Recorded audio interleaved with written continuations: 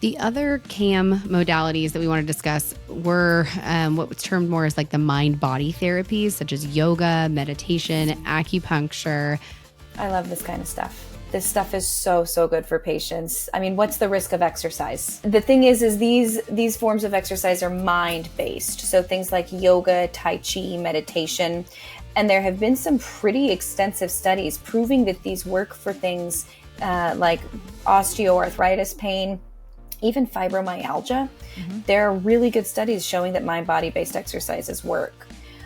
What I tell my female patients, because most of them are female, is if you remember when you were in labor and they tell you to focus on your breathing, do your hee-hee-hoos, I go, look, it's not an epidural, but you have to admit it helped a little bit. Sure. And, reducing that pain or changing your focus.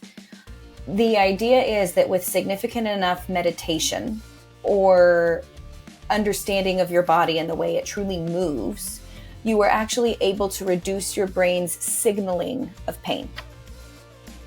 We have seen this in studies where they put people in an MRI, asked them to meditate, which is really hard to do in an MRI, and then they inflicted pain.